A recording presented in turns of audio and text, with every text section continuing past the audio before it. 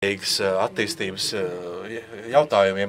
Un tāpēc varbūt šis fakts tieši norāda uz to, ka mums ir nepieciešams radīt jaunu sapratni par to, cik svarīgi ir apskatīt cilvēka rīcības un paradumu jautājumus, lai nodrošinātu tiešām ilgtspējīgu nākotni gan mums, gan nākamajām paaudzēm. Un šī mana kolēģe Jorase veikto pētījumu veido arī vairākas intervijas, kas apliecināja to, ka tiešām šis secinājums ir patiesa, ka tiešām pastāv milzīgs tāds baltais plankums, ja citiem vārdiem mēs tiešām ļoti maz esam pētījuši cilvēka uzvedību un rīcību.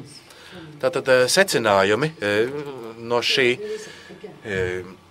pētījuma norāda uz to, ka tiešām pastāv milzīga atšķirības starp to, kāda ir izdarīti teorētiskie pētījumi un kāda ir praktiskais darbs, kas saistīts ar cilvēku ietekmi uz vidi. Kādēļ pastāv tik liela atšķirība starp teoriju un praksi? Protams, ka daudz pētnieki, kas pēta organizācijas, viņi koncentrējas uz korporatīvajām izmaiņām stratēģiskā līmenī. Un, kā mēs varam redzēt šajā slaidā, pēdējais punkts, ka ir ļoti svarīgi saprast individuālā līmenī, kāda ir cilvēka sapratne par izmaiņām. Un ka izmaiņas sākas ar katru individu, nevis ar organizāciju kopumā. Un, ja mēs runājam par šo individuālo līmeni, kurā sākas pārmaiņas, protams, mums jāņem vērā ļoti daudz dažādi mainīgie, ja dažādas vērtības, kas ir jāievēro, lai mēs varētu pētīt katru atsevišķu individu. Un es apskatīju arī jautājumus, kas saistīti ar dzimumu kā vienu no šiem mainīgajiem. Varbūt daži slaidi turpmāk būs saistīti ar cilvēka dzimumu un kāda tam ir saistība ar to, kā izmaiņas tiek veiktas organizācijā attiecībā uz ilgtspējīgu attīstību. Ja mēs runājam par dzimumu, kāpēc mums pār jāapskata šāds jautājums? Šis iespējams ir ļoti svarīgs rādītājs. Arī šeit mēs redzam, ka šodienas konferencē piedalās gan vīrieši, gan sievietes. Un, ja mēs runājam par zaļajām lietām, Kanādā tika veikts 2002. gadā kāds pētījums, kuru veica gan praktiķi, gan akadēmiķi Waterloo universitātē. Un tie rezultāti norādīja, ka gan vīrieši, gan sievietes ir vienlīdz ieinteresēti zaļā jautājumus, kas saistīti ar zaļu enerģijas patēriņu, un tas pats attiecās arī uz mājsaimniecībām. Savukārt, protams, ir cilvēki, kas apzinās, cik nopietna ir sievietes loma ilgspējīgas nākotnes nodrošināšanā. Un šis, teiksim, arī ASV veiktais pētījums apliecina šo faktu. Un Atlantā tika izveidots sievietes par zaļu Atlantu, kurš šis projekts tika vērsts uz uzņēmējdarbības iespējām, kas ir pieejamas saistībā ar zaļās enerģijas izmantošanu. Un kādēļ tāda programma vispār tika īstenota? Tā pamatojās uz to, ka sievietes veido vismaz 50% no Amerikas darba spēka. Tas pats attiecās arī uz citām pasaules daļām. Un ne tikai viņas veido 50% no darba spēka, bet vismaz ASV šobrīd vairāk starp studentiem sieviešu pat ir vairāk nekā vīrieši. Tas nozīmē, ja mēs skatāmies uz nākotni, uz ilgtspējīgu nākotni organizācijās, mēs nevaram ignorēt faktu, ka sievietēm tiešām ir ļoti liela nozīme šajos procesos.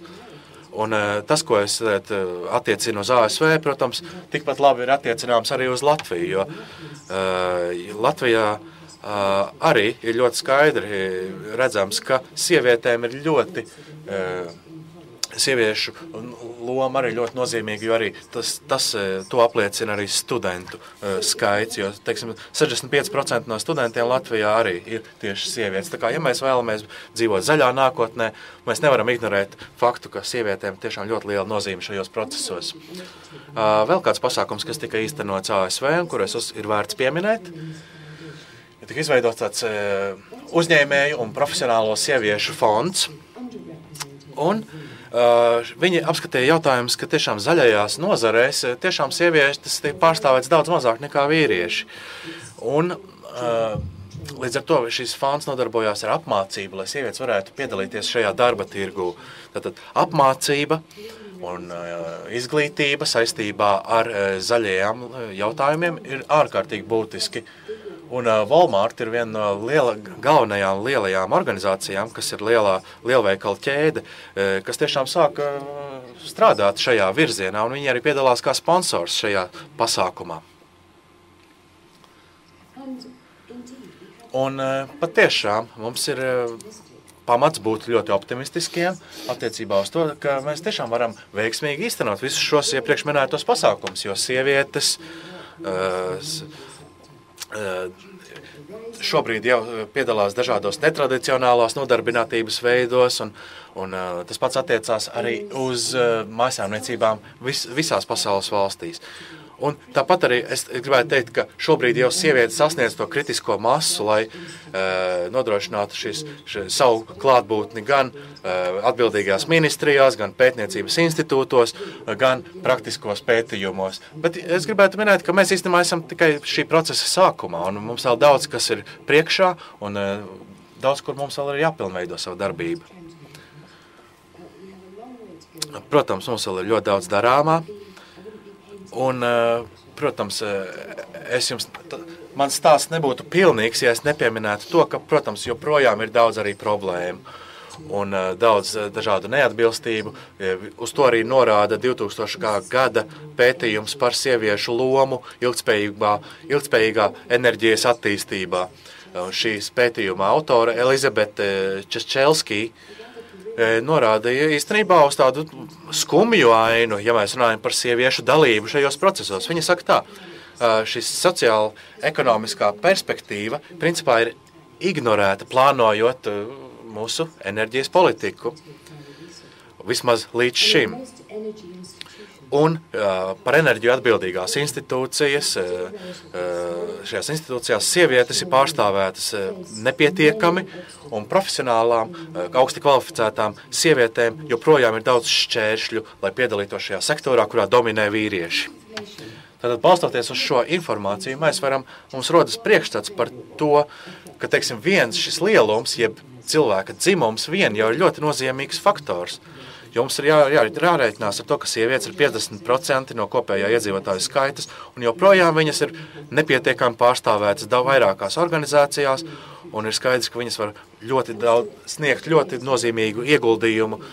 Un es domāju, ka jūs man piekritīsiet, ka ja mēs vēlamies tiešām nodrošināt ilgtspējīgu nākotni, mums ir nepieciešams risināt šos jautājumus individuālā līmenī, un lai tā nodrošinātu, mums ir nepieciešams izveidot tādu attiecīgi sociālu nostāju, ne tikai tehnisku, jo mēs uzskatām, ka uzņēmumu ilgtspēja prasa zaļu tehnoloģiju ieviešanu, kuru pamatā ir tieši atsevišķu darbinieku rīcības maiņa, ja pārliecības, ja piereduma maiņa.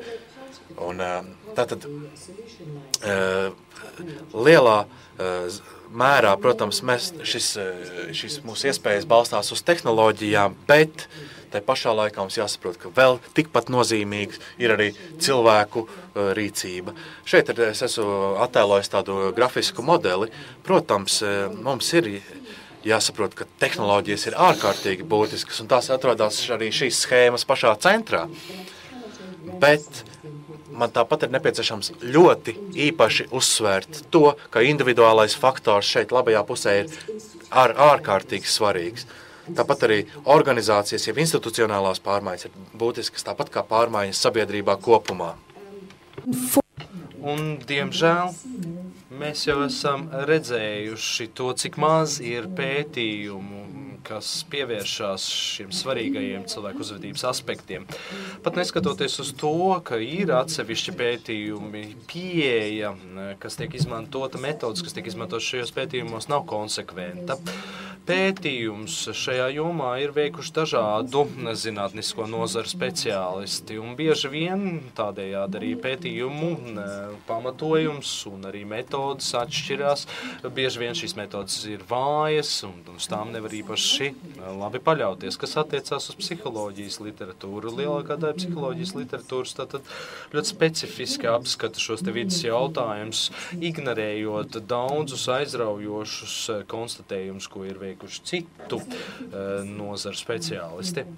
Es domāju, ka tas ļoti skaidri parāda to, kā